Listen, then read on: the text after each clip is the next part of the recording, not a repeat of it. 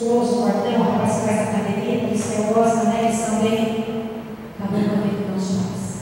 E aí todo mundo vai no Facebook, né? E aí põe as suas indignações e as suas coisas, e eu disse lá nos comentários. Aquele jovem morreu porque quando o bandido atirou, o bandido se assustou, eles machucaram e tentou fugir. A polícia já prendeu os outros dois. Não deles. Aquele jovem morreu para salvar uma família que não era dele. Ele deixou seus pais e sua família aqui em São Paulo para passar com a noiva na casa de uns parentes da noiva. Ele não estava com a sua família. Fez o exercício da sua profissão. Ali ele exerceu. Enquanto que Jesus Cristo morreu por uma humanidade inteira. Jesus Cristo deu a vida dele por todos nós. E até hoje tem pessoas que não acreditam, que não seguem. O que nós podemos justificar da morte desse rapaz? Se ele não tivesse sacado a arma, não tivesse dado aqueles tiros, talvez o bandido ia ver que era policial civil, teria feito coisa pior. Com toda a família, não sabemos. Então, o entendimento que Deus nos dá. Deus sacrificou um para salvar 15 que estavam na casa. Que através dele tinha podido fugir. Entendimento. Poder passar palavras que confortem, que consolem. Temos que pedir essa graça para Deus. O entendimento de todas as coisas. Infelizmente, nós vemos que a nossa inteligência às vezes está limitada. E a nossa inteligência, o nosso entendimento, ele só vai se abrir se nós meditarmos e lermos e aprofundarmos na palavra de Deus, na Sagrada Escritura, na intimidade com o Senhor, nas práticas da nossa fé. Porque nós vamos ter resposta na ponta da língua para poder ajudar os nossos irmãos. Amém? A prudência ou o conselho nos faz viver sob a orientação do Espírito Santo. Toca a coragem da fortaleza, aprimora a virtude da fortaleza, pela qual suportamos e empreendemos árduas tarefas. Dom da ciência ou conhecimento, diferentemente das ciências humanas, faz-nos conhecer as relações das coisas criadas com o Criador. Por ele apreciamos toda a criação de Deus e passamos a respeitar a natureza, pois vemos nela a glória de Deus sendo manifestada. Dom do temor de Deus, compreendido na linguagem espiritual, caracteriza-se pelo temor filial a Deus, ao contrário do temor humano, que gera medo e insegurança. O temor a Deus, como dom de santificação do Espírito Santo, produz na alma do batizado o desejo de não querer desonrar a Deus. Quando a gente tem medo de Deus, é uma coisa. Mas quando a gente tem temor a Deus, a gente não quer desagradar a Deus. Nós sabemos o que desagrada a Deus. Muitas vezes a gente fala assim, eu vou dar uma cesta básica lá na igreja, porque senão Deus vai me castigar. Não.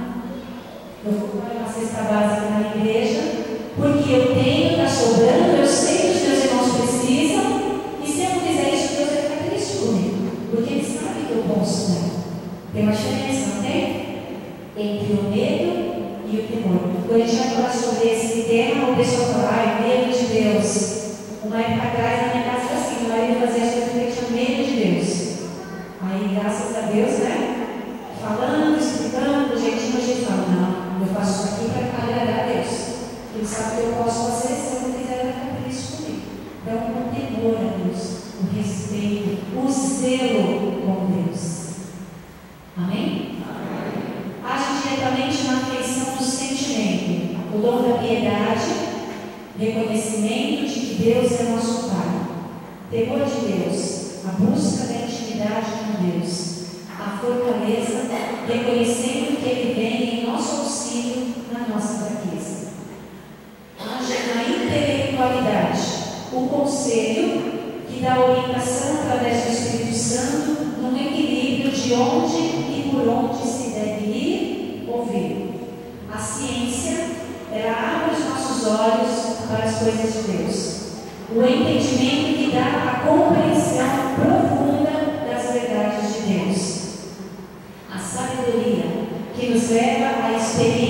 Deus a saborear as coisas divinas. Esses dons agem diretamente em nós. E por que eles agem em nós? Para que nós possamos ser instrumentos de Deus, canais de graças para os nossos irmãos. Portanto, esses dons nós temos que pedir do Senhor no batismo todos os dias. Um vaso, um canal de graça bem forte, bem bonito, bem cheio de ramificações, com certeza ele vai distribuir muito mais graças. Amém?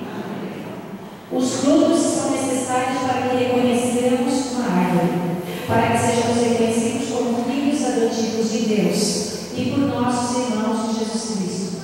Precisamos produzir os frutos do Espírito Santo que vão sendo manifestados em nossa vida e que São Paulo irá elencar em sua carta aos Gálatas.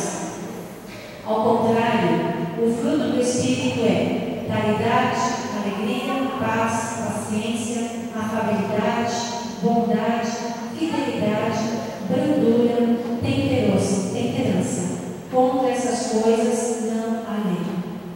Uma pessoa que pratica esses dons infusos, uma pessoa que tem esses dons aflorados, como nós estamos hoje pedindo o Senhor é o dom da piedade, temor de Deus, beleza, conselho, paciência, entendimento, a sabedoria.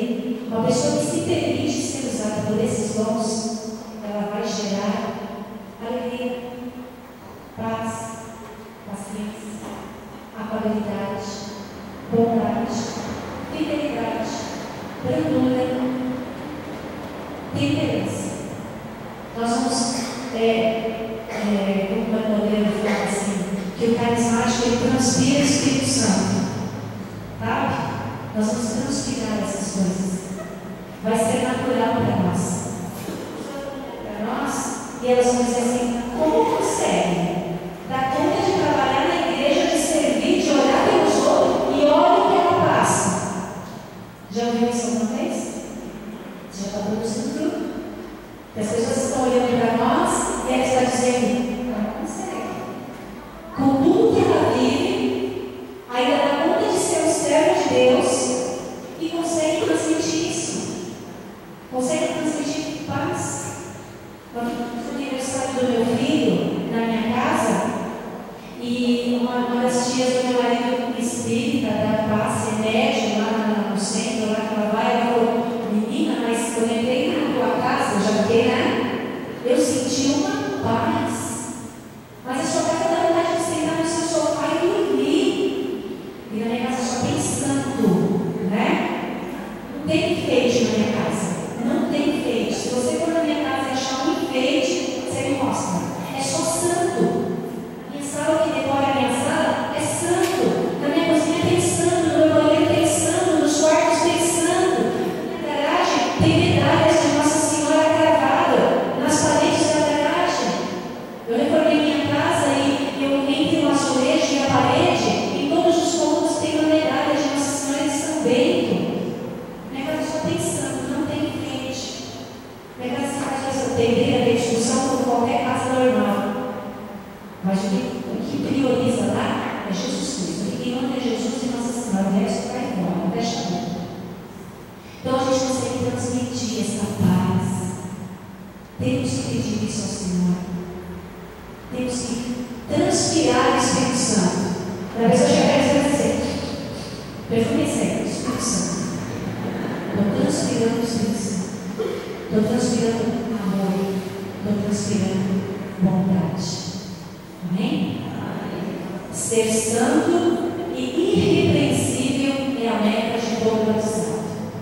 Pois é reconhecer Jesus como o único Salvador e que o sangue vertido na cruz por nossos pecados cancelou definitivamente o documento que nos condenava. Se alguém podia chegar para você e falar assim: agora você não sai da igreja, mas lembra quando você era mocinha, que você não sei o que, não sei o que, não sei o que? Meu irmão, isso aí já está arrependido, confessado, cancelado na cruz de Jesus. Hoje eu sou uma pessoa nova.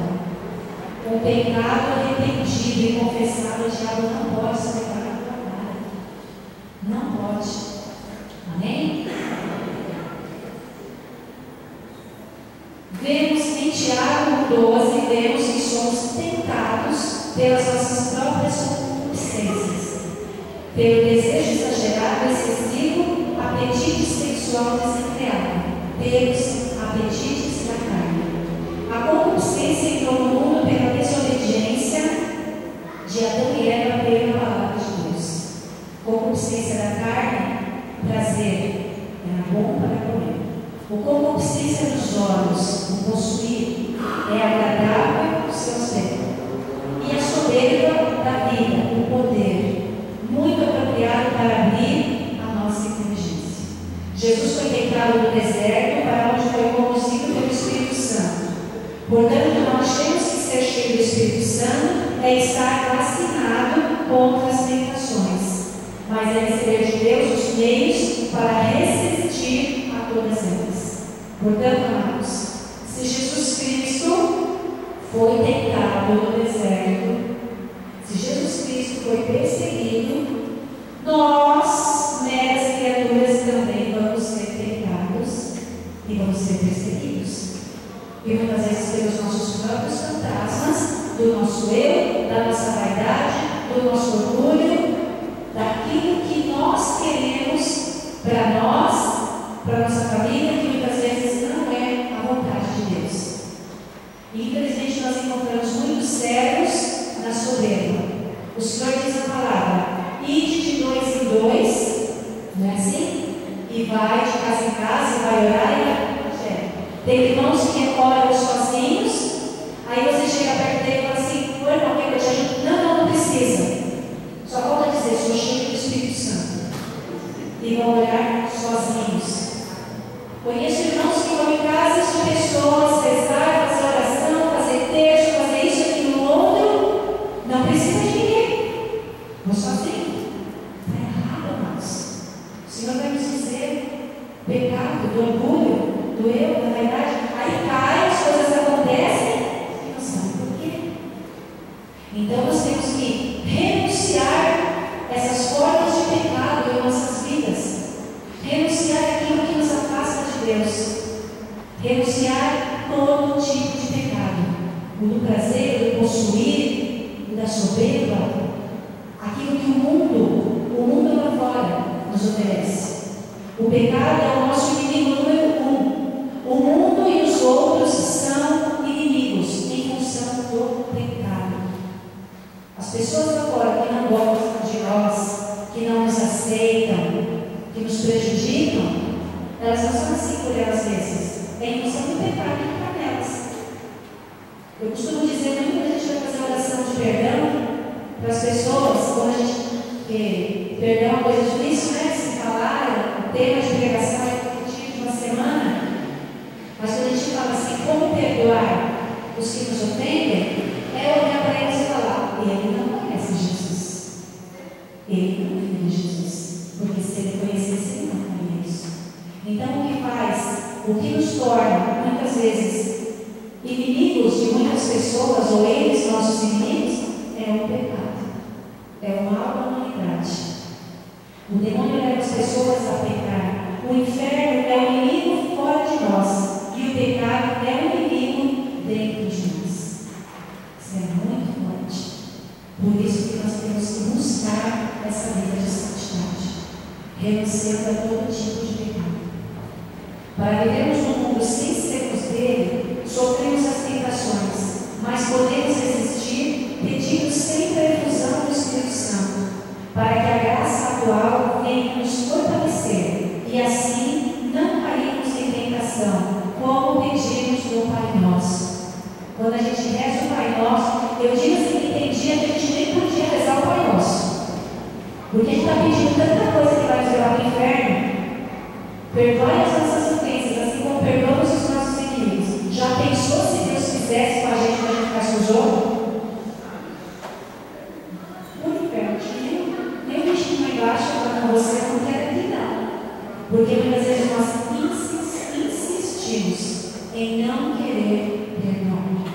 Nós insistimos. E eu vou dizer uma coisa aqui, amados: o intercessor que precisa perdoar alguém, corre para perdão. Ou vai igual o pai, sai correndo a questão.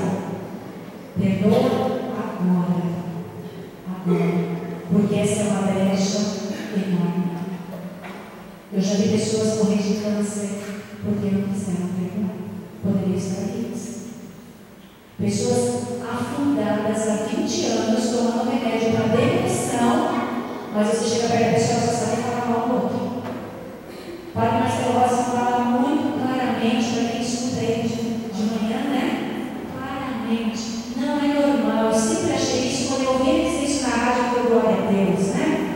Não é normal uma pessoa tomar remédio a vida inteira para depressão. Não é normal. Nosso corpo ele é sadio se a nossa mente estiver sadia. Por isso que muitas vezes os nossos próprios inimigos somos nós mesmos.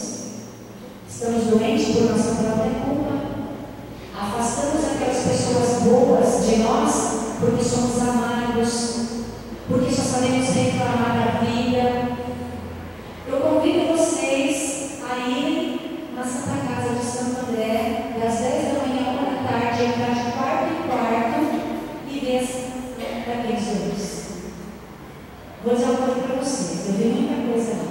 Mas quando eu entrei naquela UTI pediátrica, quando eu olhei para aquelas mães que moram dentro do hospital com seus filhos, quando eu vi ali crianças que nasceram e nunca puseram o pé para fora daquele hospital, eu nunca mais reclamei de nada na minha vida. Nada. A gente só sabe reclamar. O cego que reclama, que murmura, o diabo está do teu lado, abraçado com você. Abraçadinho. Daí se você murmura que você reclama, a pessoa está desempregada, aí você pega o currículo da pessoa e encaminha. Ah, não, esse emprego é longe. Ah, isso aqui não é minha área. Passa fome, infeliz. Tem filho para criar. Eu vou abraçar esse emprego que eu preciso. Deus providencial vai mandando um currículo. Para de murmurar.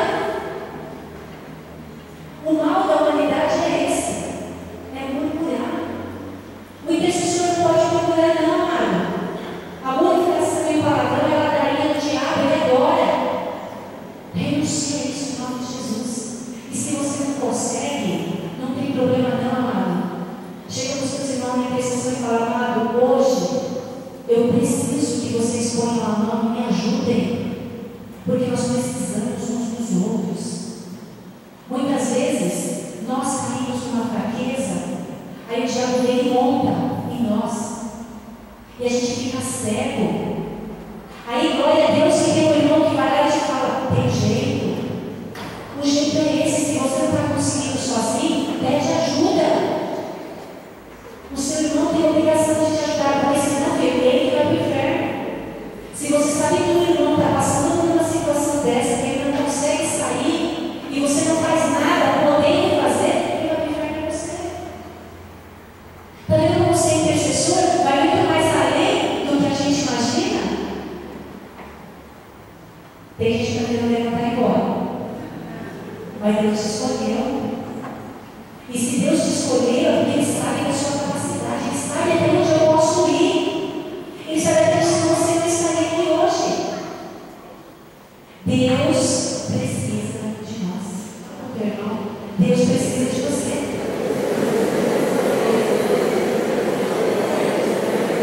Estamos finalizando, né, gente? Acabando. Classes de pecado. Olha como o pecado é tão impregnado que até classe ele tem. Pecados da ignorância, por falta de educação religiosa, por inteligência limitada, por viver em ambiente hostil e qualquer influência religiosa, por pouco conhecimento de fé. Eu falei para vocês aqui agora que infelizmente o meu irmão e a minha cunhada não educam os seus filhos na igreja. Isso desencadeou todos os meus sobrinhos. De 5, só um é responsável, trabalha. Por quê? Eles pecam por ignorância. Meu sobrinho de 12 anos que rouba, ele não rouba porque ele é um ladrão, uma pessoa má, porque por ignorância, por carência. E assim nós vamos encontrar muitas pessoas que não tiveram uma educação religiosa. Você pega esses homens bombas, esses homens suicidas nesses países. A criança cresceu, ela foi educada para quando ela crescer, por um monte de bomba na cintura, entrar no lugar e matar todo mundo, porque ele vai ser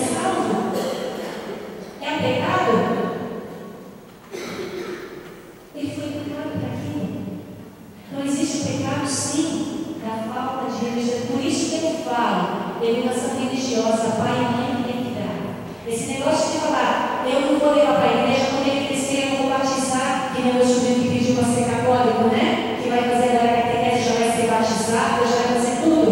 Com 12 anos não foi batizado, porque os meus começam a falar, quando ele crescer, ele escolhe a religião dele. Um dia eu virei para ele e falei assim, ele com meu cunhado, a sua irmã escolheu a religião dela, é a cocaína, é a prostituição. Talvez se ela tivesse aprendido que Jesus Cristo é a salvação desde pequena, hoje ela teria que buscar lá fora. Meu filho de 19 anos foi chamado de bicha pelos primos durante muito tempo, porque não namorava, porque não sai de balada. O bicha hoje é coordenador do grupo de jovens, faz faculdade, namora e é um filho maravilhoso, super educado. Mãe, posso ir no cinema com a Gabi? Ele falou, caramba, velho, namorada é no sul. Um dia ele falou, mãe, a gente vai no casamento da prima dela, que horas que é para mim voltar? Eu falei, você? Ele tem carro, ele dirige. Eu falei, você não bebe? Não, mãe, faz academia, né, saladão. Então eu falei assim, você sabe a hora que você tem que chegar. Agora, de madrugada na rua, você tem que dirigir para você e para os outros, cuidado. Então isso para mim é presente de Deus. Mas a gente ouviu muita coisa para hoje a gente não se magoar. Na época eu magoei, lógico. Da igreja de Jesus é essa bicha. Eu tenho que ser homossexual e não morrer de medo, mas na hora é falta de entendimento, né? O Espírito Santo foi me conduzindo e falou, não, continua esse no caminho certo. Então, assim, nós temos que ter essas situações que pai e mãe educam filho. Mas nós vamos encontrar muitas situações onde crianças e adultos pecam por ignorância, por não terem sido educados. Os pecados da fraqueza, pessoas que têm o conhecimento da fé, mas são fracas. Suas responsabilidades diante do pecado é maior do que por pecado de ignorância. A conversão é uma obra da graça para quem procura. O caminho é buscar reforço espiritual, confissão, direção espiritual, eucaristia, oração por interior, etc. Então, quando a gente se deparar com situações de pessoas que foram educadas, conhecem o caminho de Deus, mas que são fracas, nós temos que orientá-las. Não podemos abandonar. Ó, Jesus vem com as portas fechadas. Então, nós temos que educar essas pessoas. Dizer para ela, esses são os passos. Procure os sacerdotes, se reconcilie com Deus, confesse os seus pecados e venha para uma vida religiosa e ajudar a esses irmãos. Porque muitas vezes, como eu falei, a fraqueza está na carne. Um usuário de droga, às vezes você educa o filho com tanto amor e carinho e infelizmente ele vai para o caminho das drogas. Eu e os meus irmãos somos em três, nós três somos educados de maneira igual, mas a minha irmã foi para o mundo das drogas e da prostituição. Aí a gente para e olha para trás e fala, onde meu pai e minha mãe erraram? Será que erraram? Nem sempre. O que eu posso dizer é que eu e o meu irmão, que a diferença é de 10 anos, nossa para ela, eu e o meu irmão íamos na missa com a minha mãe todos os domingos e rezávamos o terço toda semana. A minha irmã não ia na missa de domingo e não rezava o terço. Houve uma diferença assim na educação. Houve. Então, às vezes, nós temos que ajudar essas pessoas, mas quando elas querem. Porque eu já disse que minha irmã não quer sair do mundo que ela vive. Ela acha que ela vai ver uma vida maravilhosa. Louvado seja Deus pela vida dela. Minha parte cabe ainda? Exato. Porque o Padre disse aqui hoje que Deus entra nos corações fechados. Amém? Obstinação, pecados da frieza ou indiferença. A pessoa tem conhecimento do pecado, mas não quer se converter. Não se preocupa com a sua conduta e não procura se arrepender. O coração fica endurecido, a conversão torna-se mais difícil e a sua responsabilidade no pecado é muito grande. A pessoa precisa ser bem evangelizada e querer voltar para o Senhor. Precisa de pastoreio para não retornar ao mau caminho.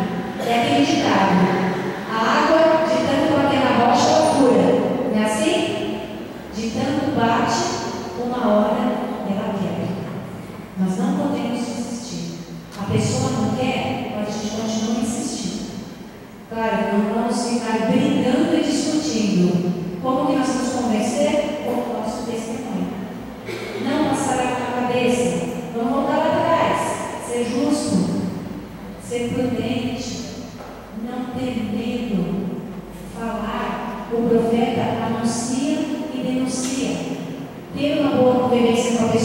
mostrar o que é certo, o que é errado.